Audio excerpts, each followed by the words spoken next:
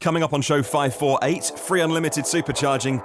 Yes, that's hot potato again. We're talking July sales for EVs and your question of the week answers.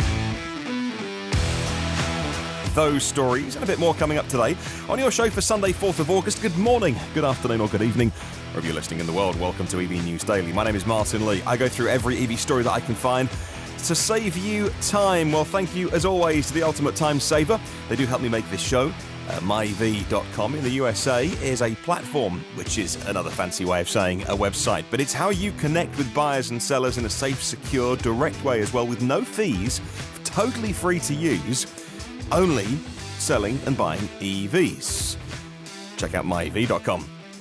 Let's talk about free unlimited supercharging. It's back for Tesla Model S and the Model X, but that's all. InsideEVs say that when they checked the online design studio over the weekend, they saw that S and X's were now being offered with free unlimited supercharging again, and that is indeed worldwide, says Mark at InsideEVs.com. The return of the feature means that new buyers can use supercharging and the Superchargers on long-distance road trips free of charge, or even if you live near one, you could just use it all the time. I mean, don't block it if someone's on a road trip, but I suppose you could supercharge all the time. Something that the Model 3 buyers just can't enjoy. The free unlimited supercharging was included in the new Model S and the Model X offer from the start. For several years, it was grandfathered into the cars. So if you buy a second, third, fourth-hand Tesla, for a long time, it came with the car. So that does pass on through the lineage, the ownership tree, if you like. However, then Tesla removed it, using it from time to time as a promotion in the referral program on used Model S's and Model X's as well to help stimulate sales. People call them levers. Tesla would pull the lever to sell cars. They, I imagine, need to increase Model S and X sales until at least the launch of the Model Y next year.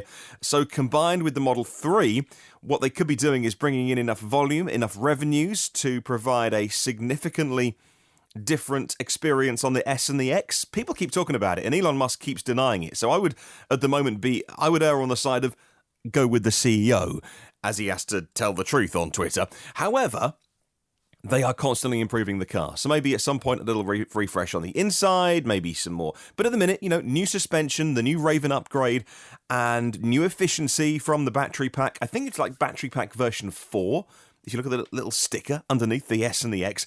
So they're always being upgraded, but sometimes a little stimulus is needed.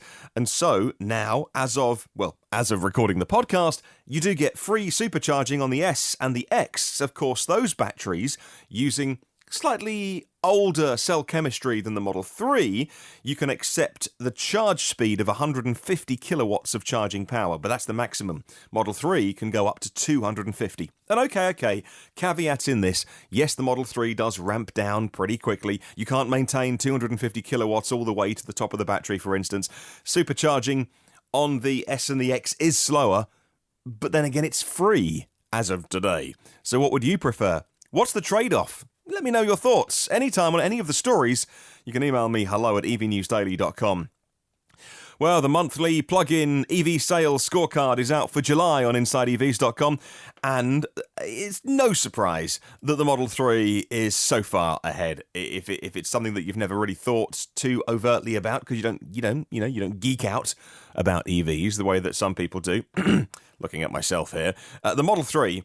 They estimate, because there's no monthly figures, but they estimate in July sold 13,500 versions of the Model 3, therefore up to about 81,000 for the year so far. Next in line, this is the company that run adverts in this country saying we choose not to plug in. We don't make plug-in cars, hybrids, because in this country they sell loads of hybrids. So we see adverts saying we choose not to plug in. Please buy our petrol charging hybrids. Toyota Prius Prime is in number 2 position. Yeah, the car that you have to plug in. This is awkward. It's almost like we live in a global economy these days, almost like with social media we can share information instantly around the world. Who would have thunked it, eh? However, the car that you do have to plug in, even though Toyota believe that they don't have to plug in, is number 2. None of this is awkward, by the way. None of this is awkward. Right, moving on to the third place, and it is the Tesla Model X. in July, with 1,225 models sold. Chevrolet Bolt is in 4th place with 985, and the Model S, done the Model 3. The S is in 5th place with 975 sold in the US in the month of July. Total sales this year of 8,200 on the Model S. And so, yeah, that number in comparison, you're thinking, could probably do with a bit of bolstering. When you consider that so far this year, the Prius Prime has done 10,500. Okay, time to give it a bit of a nudge up. Cars missing from the top 5. Yes, Nissan Leaf. Yes, Audi e-tron. Yes, Jaguar I-Pace.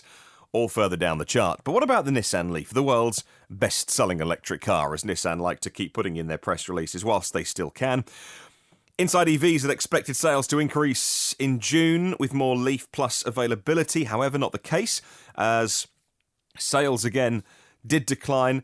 Back in June, Nissan sold 1,156 Leafs. Now, with July, they can report that Nissan sold fewer, I'm afraid. 938 is the estimate in July rather.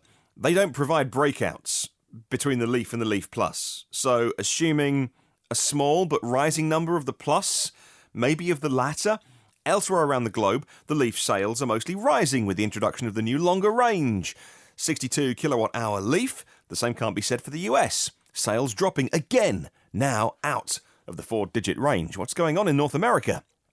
I'll pop a link in the show notes if you want to read more. Well, Kia wants to achieve the European emissions regulations, the CO2 emissions targets, with a strategy focusing on battery electric cars. In an interview with Emilio Herrera, is the COO of Kia Europe, gave some interesting insights into the plan, including emergency options. Well, according to Herrera, Kia will have to sell 40,000 EVs in Europe in 2020 alone. In order to achieve their CO2 target, Kia would still benefit from the super credit system. Let me explain this. Next year, cars that emit less than 50 grams of CO2, so pure EVs, will be counted as not one, but in the eyes of the emissions, they are counted as 2 cars. So you sell 1 car, but you've got 2 credits. In 2021, it falls to a factor of 1.67, and then the year after, 1.33. So Herrera estimates that EV sales for 16,000 vehicles in Europe, that's 12,000 e-Neros, and 4,000 e-Souls. The problem is, that's not enough. And there's not enough supply from the Korean plants. They say, not Kia, but general wisdom is that's because of battery supply contracts aren't either in place or the ones that are in place weren't for big enough numbers. Lots of car makers are facing the same headache. So there is an element of understanding, I think, that we should sometimes apply here, that they can't make enough of them, but even if they could, they don't want to sell you one. Nobody now we're into the second half of 2019, nobody wants to sell you an EV before January the 1st, 2020, in Europe, at least. They've got to sell some, but really, I'm painting with broad brushstrokes here, nobody wants to sell you an EV because it just won't go towards their new emissions regulations targets. January the 1st, floodgates will open, trust me. Right, moving on. And Portugal bags the lowest cost solar bin in the world. The Portuguese Energy Secretariat has secured 1.15 gigawatts of solar development at an average cost of €20.33, about $22, representing an investment of €800 million, says Clean Technica. One of the bids for this solar project was made at €14.76. That is a new world record for low solar bidding. It's about $16.50 per megawatt hour. Per megawatt hour, according to Portugal's journal Economical. The Secretariat had placed a 45 kilowatt hour ceiling on the bidding. Wowzers. Wow. Huge news. Of course, lots of people who drive EVs have an interest in energy as well. Let's move on to our question of the week this week, which is all about, if you are sending me your answers to my email address or on Facebook or on YouTube, is there still a camaraderie with EV drivers? Obviously, early adopters, when there's so few of them around, it's a real novelty to see another EV. But these days, getting more popular, is there still a camaraderie amongst EV drivers? John, who is Beardy McBeardface and looks after Kent EVs here in this country. I felt that we will always have those who are geeky and nerdy when it comes to EVs. There'll always be groups, even when they become the main means of transport. New and changing technology coupled with new car arrivals will always mean there's something to chat about. Darren Sant says, I believe the camaraderie has never been stronger. There are more clubs now, but all of the clubs talk to each other and they share resources. People like Neil Roberts in this country, who has been pulling together local regional EV clubs, helping others to drive their own clubs forward and recruiting new members to educate new people into electric vehicles. In fact, the community is so strong. In the last week, we'll say disgruntled and jealous outsider referred to EV clubs as a cult, which is sometimes the best praise when people who don't understand it are criticising.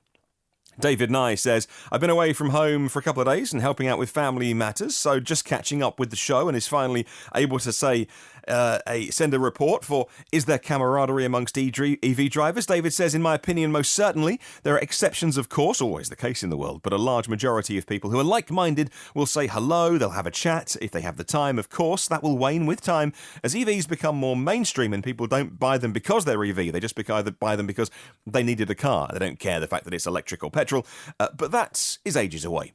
Peter James Roberts says, yes, definitely there's a camaraderie amongst EV drivers. Look at the growth of EV groups in the UK this year, rallying around when one of them needs help. Mind you, there is people who will always be the outliers. John Fruworth says, yes, there is camaraderie in the EV community. There's the Tesla Owners Club flourishing and growing. And when I encounter other EV owners on the road, says John, we wave at each other and light up our faces with an EV smile.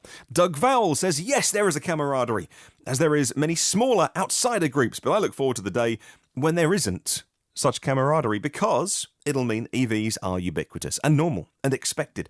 When special interest groups are not needed to solve problems and answer questions that should easily be answered by dealer networks or whatever replaces them, perhaps then we'll speak of the camaraderie of fossil burners who get together occasionally at the weekends, maybe when it's dark, when no one else is looking, and rev their engines in the middle of the countryside where no one can hear, and then go home in shame. I made that last bit up. Thank you very much to everyone who chipped in with this week's question of the week. I'm going to be taking a summer break from the podcast for a few days, so I'll be back next Monday. Thank you very much for all of your patience with the podcast, and sometimes it doesn't always come out on time, but I always try to get it out whenever I possibly can catch up. Been a very, very busy year. This year's taken some unexpected twists and turns in my professional life. Many of them, by the way, my own doing, my own decision-making.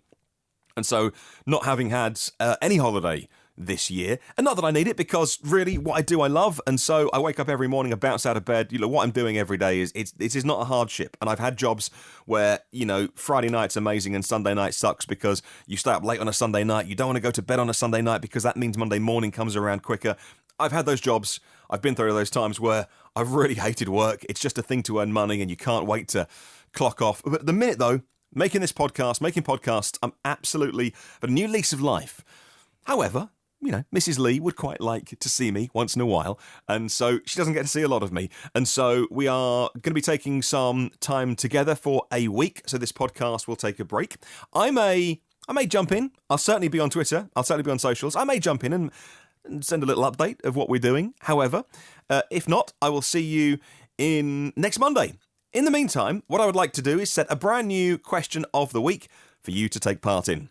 Now, a new premium partner of this show is Avid Technology, and Ryan from Avid, it's his company, his baby, growing it, a big UK engineering company, all about the bits that go inside electric cars, all the bits about the control systems and drivetrains and batteries, and if they don't make it, they certainly know all about it. They are making the bits that go inside not only EVs, but commercial EVs, and they have their fingers in many pies. A big engineering company with many, many incredibly clever people to call upon. So what I thought it'd be cool to do would be to, if you have a question floating around your head that you've always wanted answered, you can send it to me, I'll put it to them, and there will be somebody in the organisation who can answer it for you from an expert perspective. We're going to call it Ask Avid. If you're using Twitter and social media, you can use the hashtag AskAvid, or you can email me, hello@evnewsdaily.com. Is there something you've always wanted to know about EVs? Why do they only have one gear? Can they go as quick going backwards as going forwards? Could you drive in reverse at the same speed? What about the batteries? What about the bits that do need maintaining? There's certain bits that are like fossil cars. There's bits that are different. If you've got a question that you've always wondered, maybe you're EV curious and you aren't driving an EV yet, please do email me, hello@evnewsdaily.com, and we will ask Avid. When I'm back from my holidays, we will sit down and make our very first show where we'll go through your questions and get them answered, not by me, not by somebody with an opinion, but somebody who knows the people who make the bits that go inside the cars that we drive and the EVs that we'll see in the future driving around. So, get in touch, send me yours. Maybe you'll think about it over the next couple of days. Maybe you've got a question right now, you can email me if you want to. And I'm looking forward to hearing from you. Thank you to 236 patrons of the podcast for keeping me going. Phil Roberts of Electric Future, our premium partner. Brad Crosby, our premium partner.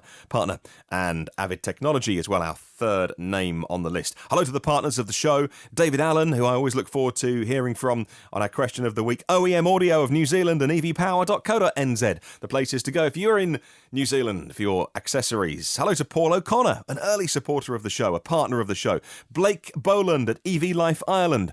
And Gerard and the gang at tryev.com, a previous guest of this show as well. And all of our executive producers. I love to give you a mention. Alan Robson, Alan Shed, Alex Banahini, Alexander Frank, Anders Hove, Harold Gear Scalsveen, Ashley Hill, Bjard Fuchsnack, Barry Penniston, Bob Muir, from gingercomputers.com.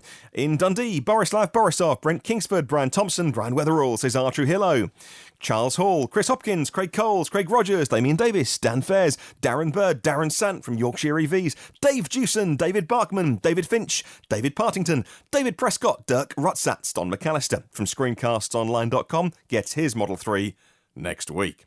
Enrico Stefanchillo, Frederick Rovick, Free Jewel, aka James, George Cligo, Ian Griffiths, Jack Oakley, James Storr, Jason Fan, Jeff Irbies, Jeff Helinski, Jerry Allison, Jill Smith, John Bailey, and John Lacey from Click Clack Video NZ. John, who is Beardy McBeardface, John Nodell, Juan Gonzalez, Ken Morris, Kevin Mason, Kyle Mayen, Lars Dallager, Lawrence D. Allen, and Leo. Lejek Grzil, Louis Hopkin, Luke Cully, Marcel Lohman, Marcel Ward, Marlin Shell, Martin Croft, Matt Piccioni, Matthew Ellis, Matthew Gruby, Maz Shah, and Mia Oppelstrup.